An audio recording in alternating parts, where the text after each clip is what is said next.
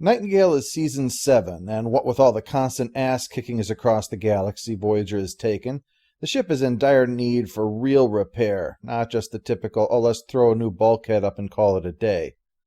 In fact, it's in such bad shape they've landed the things to make it easier to crawl all over its surface and buff out all the pockmarks from every offended species in the Delta Quadrant, which is all of them. Torres is up to her armpits in work and says they can't go any faster. But there's one thing she didn't count on. Who did that? Ghosts. No, actually, Icheb is helping. He solved a problem that would have taken her entire staff hours to track down, she says. And I, for one, am not surprised, are you? They'd probably go around flicking every single light switch in the ship, probably some of them doing the same ones from different sides of the room. Janeway puts Icheb on Torres' team in the hopes that they can get this project done sometimes before they die of old age. Meanwhile, on the Delta Flyer, Neelix is doing what he's best at. Neelix? Serving as ballast. Harry is in charge of this mission, so it should come as no surprise that it is failing terribly, as they are not only failing to find dilithium, but Harry's insisting on continually rechecking the same place, just in case they missed it the first 3 times. That is not an exaggeration. That shows there's a fine line between being thorough and being an idiot. Their wasted time is interrupted by an alien ship arriving and shooting at a cloaked ship. And after the titles, they pick up a message from that ship saying they're on a humanitarian mission delivering medical supplies. Harry says that they're going to turn around because it's Starfleet policy to stay out of conflicts between alien species. You heard their captain, it's a medical ship. How can you, someone who conned the crew into thinking you have survival skills while repeatedly getting them killed, not realize they could be lying? Still, with the battle clearly over, Harry contacts the victor in the hopes of treating the wounds of the vanquished. But the aliens shoot them to make clear they would rather Harry just get back to scanning the same atom 4 times. Instead, he technobabbles away to reflect their weapons back at the ship, forcing them to withdraw and leaving the trio free to help the people on the cloaked ship. Well, it's not cloaked anymore. Not that it would really matter, I mean, visible, invisible. If you're being riddled with bullets, your opacity really doesn't matter at that point. Who's in charge here? He is. What are we going to do? Putting a dead guy in charge. I admire your commitment to diversity, but there are times when a living captain does better. Don't repeat that, though, or they're going to skewer me on Twitter as being vitality-centric. They're soon interrupted by 2 people with weapons, but Harry explains they've come here to help. We can treat your wounded. The captain? Well, I wouldn't advise it. Last person we brought back from the dead was him. Now we cringe every time he uses those formerly dead hands to touch our food. Most of the people who actually run this ship are dead, and the rest have no idea what they're doing. So Harry goes over to check the systems out to try to help them at least get their ship working. They're pretty interested with all the stuff that Harry can do, especially the way they dealt with that other ship. In fact, one of the survivors, who doesn't know squat, plies Harry with questions like he's a professional ball player who's dropped by his sleepy town. He wants to know everything and is just floored by whatever Harry has learned from Starfleet. He must be some kind of super prodigy genius. How long have you been captain? Ha! The longest Harry was captain was that one Halloween when he showed up dressed as Steve Rogers. But I got through it. So will you. I hope so. If you're going to be a starship officer, you've got to accept that adversity comes with the job. There is no one more qualified to make that statement than Harry Kim. Aliens have destroyed my identity in an attempt to harvest the totality of my genetic material, but I guess it's just part of the job, right, Captain? Who told you to stop dancing? Dance, you little bitch, dance! Back on Voyager, Torres swings by to ask Icheb about his work and about his nutritional supplement.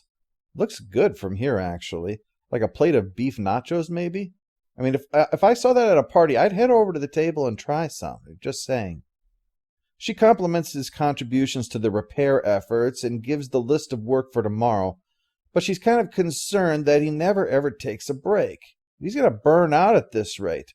You don't want him to wind up like one of those cases you hear about who pushed themselves to be the absolute best at everything, then got 1 A- because they mistook a Cezanne for a Manet, and winds up threatening their lab partner with the shards of a broken test tube while screaming that color has no meaning if we're all blind. And then they get thrown to the back of an ambulance in a straitjacket. So she invites him to join her in rock climbing on the holodeck, because what's really relaxing is struggling desperately not to fall to your death. Back on the alien ship, things have been sorted out, except for one problem. Nobody left alive knows how to actually pilot this thing. Harry is willing to set things up for them to get themselves home, but Shepard Book here thinks that Harry should just take command. It would protect both themselves and the Delta Flyer crew. And they are delivering vaccines that could save thousands of lives, so this is a really important mission. Oh, and by the way, our flight path will go near Voyager anyway, so golly gee, can't you help us? Harry goes along with it, much to Seven's discomfort, and when they arrive, they find the Inari, the ones that were shooting at this ship, who are in orbit. Only the Inari are being given a tour of Voyager and discussing trading for parts. Generally, they're getting along just dandy. After they leave, Harry sets up a meeting with Janeway where Shepard Book gives his case, but she's quite put off at the situation that they're in now. Harry explains that Loken, I guess that's what Ron Glass is being called, is a doctor and a scientist. If the others want to kill him, they have to be the bad guys, QED. She reluctantly agrees to help for a few days by sending along Chakotay or Tuvok to run their ship, but Harry says he should get that job. After 7 years as an ensign, he should get a shot at it, as opposed to just getting shot, which is usually what happens. She acquiesces, but he's going to have to take Seven along. She's the only competent person there is that Harry outranks, so it at least means that he'll be in charge, but someone can clean up the mess he makes. Of course, I'm only excluding Icheb from that list of competent people because he's already working with Torres. In fact, at the moment, he's sorting out the problem of the doctor's disappearing legs. And it's best, I think, that Icheb is the one solving it. If Torres was here, she'd probably replace them with a horse or goat legs and then call it a day. Icheb takes the opportunity to inquire about social interaction lessons. Specifically, how to know whether or not someone has romantic feelings for you. He doesn't say it, but Icheb must suspect that Torres has romantic feelings for him, given that her behavior fits the descriptions that the doctor provides, despite the fact that she and Tom recently got married. Admittedly, they could just be looking to spice things up, though. I mean, I get the feeling they've already reached the point in their relationship where Tom is showing up naked except for the Captain Proton helmet. Before heading over, Harry makes the first mistake of his command, sitting down in the mess hall. I have plumage soup and eggplant parmesan. Either's fine. Wrong answer. Excuse me? If you're going to be a captain, you have to act like a captain. Never admit you're uncertain about anything. You can't be indecisive in front of your crew. You should be deliberate in your choice of gastrointestinal misery. Actually, Neelix's lesson is a good reminder of why he captains a crew consisting solely of himself, because studies show that his advice is terrible, as usual. Every decision you have to make actually depletes your stamina a little bit, no matter what it is. Barack Obama, for instance, never wasted time on what his outfit was going to be. He said he didn't want to waste any thought on trivial things, which included, ta-da, what to eat. The act of making decisions depletes your gas tank throughout the day, so you start getting worn out and don't make as good of decisions on the important things.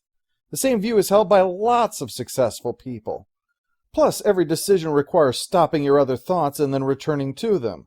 Neelix's way to get to the top is to derail your focus on tackling an important task so you can make a firm decision about something nobody gives a shit about. All the proof you need that this advice is awful is the fact he's the only one on this ship whose job requires an apron. So, having made his decision about his snack, Harry is now ready to take command of the ship that he has christened the Nightingale. It was just a label before, so he's given it an actual name, and settles into arranging his desk before propping up his feet like he's a kid in a movie where he's been mistakenly made a corporate vice president.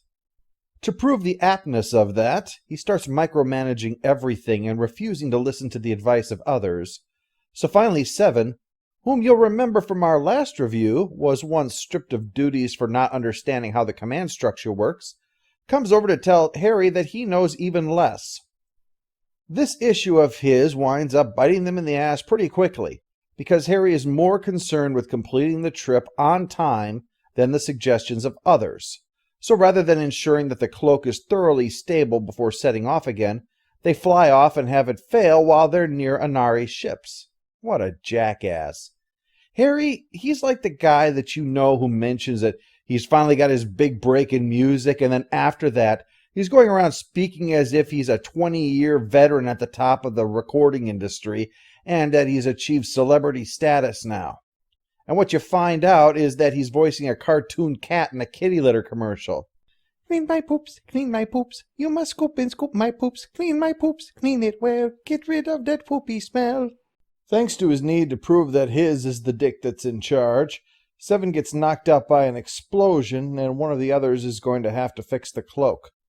Life support has failed, so she gets everyone else out and works on it, her and Loken completely shutting Harry out as they work on the cloak together and get it working. But she dies in the process. Harry soon catches Loken out as knowing squat about medicine, so he wants to know what the hell is really going on here. So Loken explains they're not making vaccines, but cloaking devices, to allow them to get past the Anari blockade that is trying to starve out their planet. We can assume that they made some bad decisions and so can no longer produce enough food on their own planet anymore.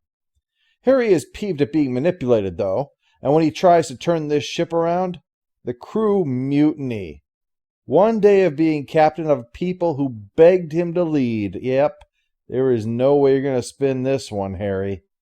Meanwhile, Icheb is dealing with the confusing signals, first from Torres in the Jeffries tube as they are jammed together in a tight space, and then Paris busting his balls about spending so much time around his wife, before saying that the two of them need to race cars together in a vehicular competition. So Icheb finally tells Torres that this isn't going to work out, especially now that Thomas clearly offered up a challenge for the opportunity to be her mate. Stakes are pretty high in street racing. Torres is bemused until she learns that Icheb scanned her with a tricorder and concluded that she was highly aroused in that Jeffries tube. I mean, it is no surprise. 1 out of 3 of her plot lines is being highly aroused, isn't it? Back on the Nightingale, Harry tells Seven what's going on, and she points out that what's really bothering Harry is that he botched this up so badly. He couldn't delegate, couldn't lead, and couldn't see what was actually going on here, and he couldn't get the wax out of his ears long enough to listen to other people. So he wants to just leave and call it a wash. Humiliated, Harry returns to duty and tricks the Anari, thanks to some technobabble, which allows them to get the ship beneath the defensive screen while they'll be safe. So a conclusion to the mission that we can call successful. At least it gets them back to Voyager, so the end. The post-episode follow-up. Stupid Neelix moment was already discussed. You can follow the example of people like Steve Jobs, Barack Obama, Mark Zuckerberg, or Albert Einstein, or you can listen to a junk peddler who's turned fry cook. Your choice. Final score for Nightingale is 5 out of 10. It puts Harry in the driver's seat and proves that he shouldn't be there. The show acknowledges finally that his character has been stuck, but Wong seems to have spent so much time doing useless Harry that Harry can only rise to useless Harry who just doesn't realize it yet. Admittedly, you have to work with what you are given, and that seems to reserve more of the interest to the B-plot.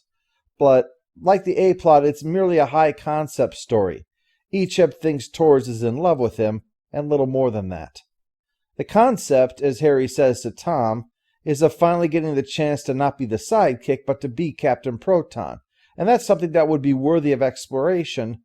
But that's a character issue, and it's just not given enough time to be explored. So it turns out to be rushed and obvious. So that makes this a 5. A typical Voyager episode.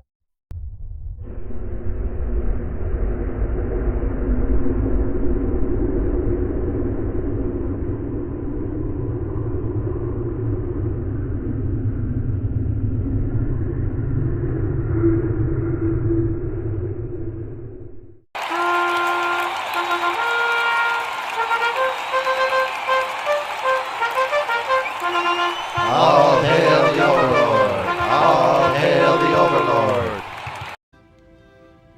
I'm afraid.